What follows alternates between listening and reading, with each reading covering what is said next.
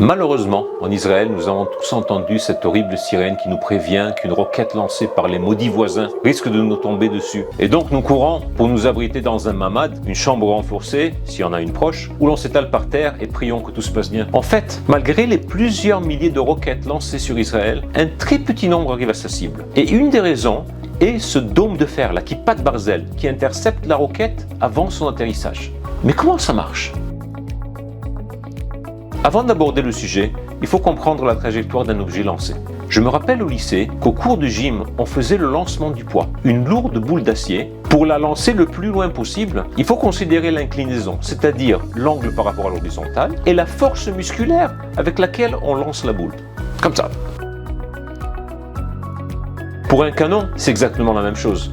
Plus la force de lancement, c'est-à-dire l'explosion dans le canon, est forte, plus loin va arriver le boulet. Et plus grand est l'angle par rapport à l'horizontale, plus haut va monter le boulet avant de redescendre. La trajectoire est une parabole et les lois de Newton nous permettent de calculer exactement la position du boulet à tout moment et son point d'impact. Mais ceci est vrai seulement pour un point dans l'absence de frottement avec l'air par exemple, ou pluie, vent ou toute autre perturbation. Et ce que l'on vient de dire est bien connu par ceux qui ont étudié un petit peu de physique. Mais une roquette présente un aspect plus complexe qui, au-delà de sa géométrie et des frottements avec l'air, rend le calcul de son point d'atterrissage beaucoup plus complexe. Ces maudites roquettes, comme les Qassam, sont des cylindres avec une unité de propulsion et une tête explosive. Nous avons entendu dire que le Hamas avait enlevé les tuyaux d'eau, les a utilisés pour construire ces roquettes. Alors il faut arrêter de se demander pourquoi ils n'ont pas d'eau à Gaza. Ces Qassam sont propulsés par un mélange solide de sucre et de nitrate de potassium, un engrais courant. L'ogive est remplie de TNT et de nitrate d'urée, de contrebande ou récupéré, un autre engrais courant. Et cette roquette va accélérer jusqu'à ce qu'elle consomme tout son carburant. Donc, pour prévoir cette trajectoire, il faut savoir jusqu'à quand elle va cesser d'accélérer, c'est-à-dire quand son carburant va terminer. Et c'est seulement à ce point-ci que la roquette va continuer sa trajectoire balistique et que l'on pourra calculer avec les lois de Newton, corrigées par des estimations de frottement avec l'air, etc., son point d'impact. Et c'est ici la puissance du système Kippat Barzel, qui d'ailleurs a été conçu et développé en Israël à partir de 2006 et qui a coûté plusieurs milliards de dollars.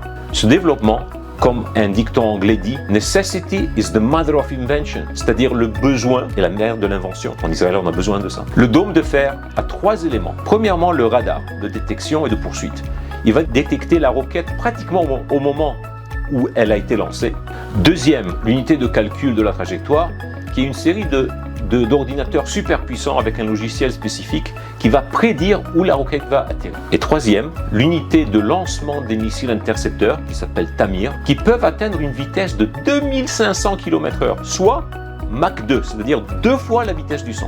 Chaque missile est équipé de capteurs électro-optiques et de plusieurs ailerons de direction. Et une batterie typique de dôme de fer a 3 à 4 lanceurs avec 20 missiles par lanceur. Le radar va détecter la roquette à peine lancée. Des algorithmes sophistiqués vont constamment recalculer sa trajectoire en fonction des données fournies par le radar et vont identifier non seulement l'effet de la traînée sur la trajectoire, mais aussi intégrer des données historiques sur les trajectoires connues de ce type de roquette. De là, le logiciel va estimer son point d'impact et activer les sirènes que nous redoutons tellement.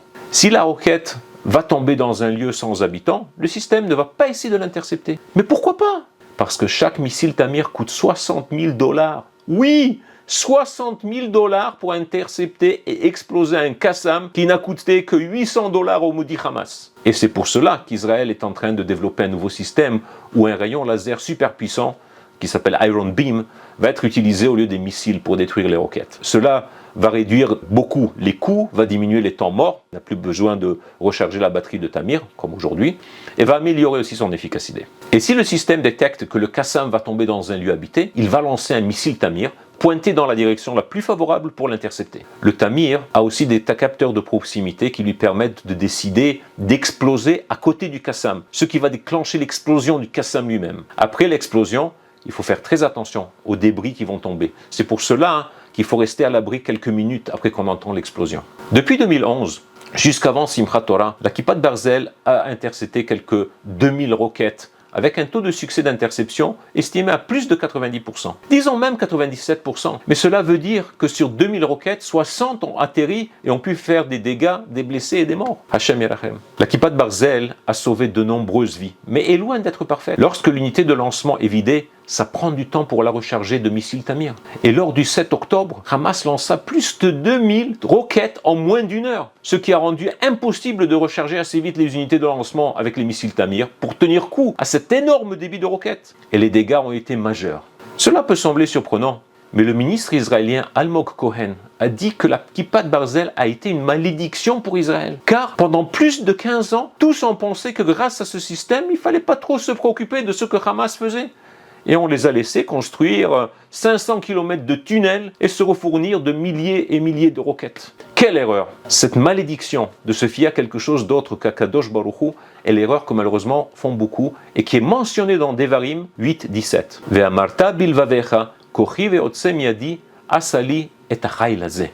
Et si tu dis dans ton cœur, ma puissance et la puissance de ma main m'ont produit toutes ces richesses, plutôt que de se fier à la Kippat Barzel, il fallait se diriger vers le Créateur du monde, Akadosh Baruch Hu, et demander sa protection.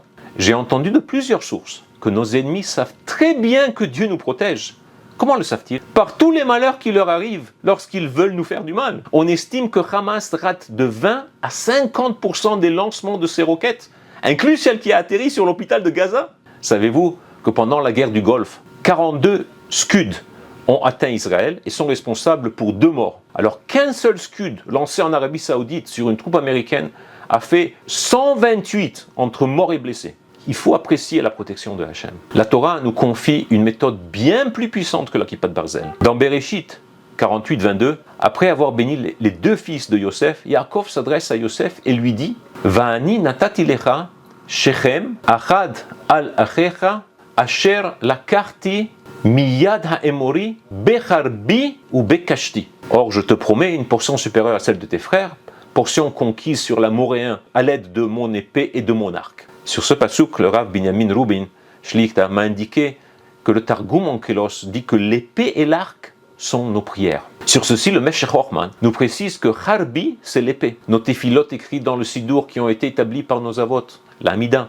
Il faut juste les dire, même avec peu de concentration, de kavana, et elles vont avoir un effet. Tout comme une épée, tout ce qu'elle rencontre. C'est le texte de la Hamida que l'on récite 3 fois par jour. En revanche, Kashti, ce sont les prières personnelles, celles où l'on doit y mettre un maximum de concentration pour supplier Hachem de résoudre un problème personnel.